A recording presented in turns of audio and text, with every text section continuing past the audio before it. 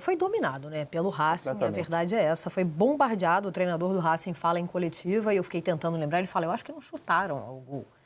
De fato, olhando para a partida de novo, vou até levantar aqui as estatísticas, não me lembro de ter visto perigo nenhum do Botafogo. Riscão, não, nenhum. Mas falando do jogo de maneira geral, porque assim, obviamente o lance do primeiro gol, que é um pênalti, você tem a expulsão do Cuiabano, mas eu acho mais do que isso, né? O Caçapa até acho que ele foi mal na coletiva quando ele fala, o Racing foi melhor, mas se a gente for ver os gols saíram num contra-ataque e num lance de pênalti. Como isso diminuísse ou não, pelo contrário, né? Ou não potencializasse o que foi o jogo muito ruim do Botafogo. Acho que, de maneira geral, o que mais chama a atenção é como o Botafogo foi amplamente dominado pelo Racing desde praticamente os minutos iniciais.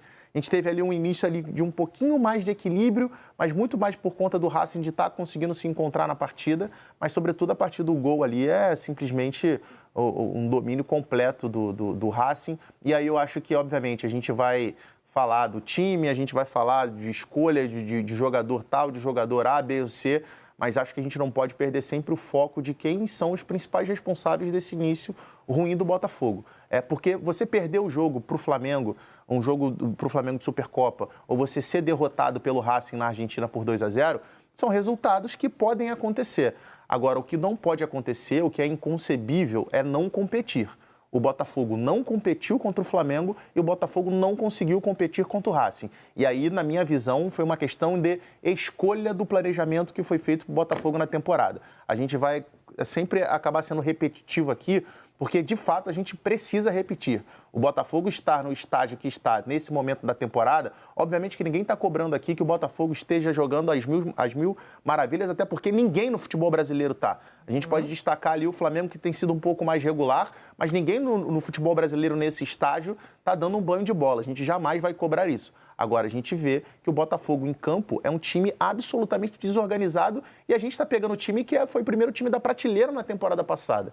Então, assim, eu acho que essa responsabilidade a gente não pode perder o foco. Teve o erro do Barbosa, teve o erro do Cuiabano de ter sido expulso, o time foi mal, os jogadores têm a responsabilidade, claro que tem. Agora, para mim, a principal responsabilidade é de quem gere o Botafogo e de quem optou pelo fato do Botafogo chegar nesse momento da temporada com um planejamento completamente atrasado. Estava correta a impressão, viu? Do treinador e minha, que tentei lembrar aqui da partida toda, posso ter sido traída pela minha memória, mas não. Grandes chances criadas, nenhuma, total de zero. Mas assim, no papel, você falou do Flamengo na Supercopa, comparando com o Racing na Recopa.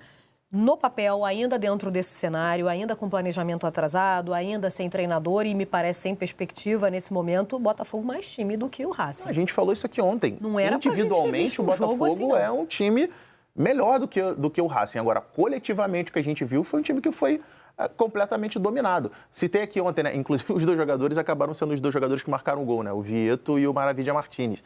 O Vieto, que passou a ser essa liderança, principalmente depois que o Racing perdeu o Ferquinteiros no final da temporada.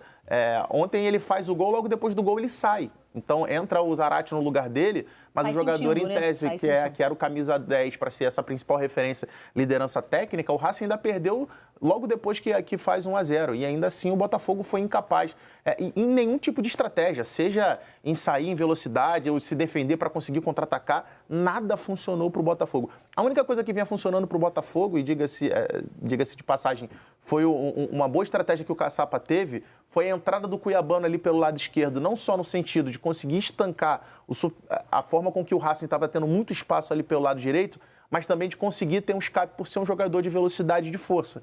E era um tipo de estratégia que poderia ser interessante até pensando no jogo de volta, mas que já não vai mais poder ser utilizada porque o Cuiabano acabou sendo expulso. O Botafogo precisa de 3 de diferença, 2 para levar para pênalti, né?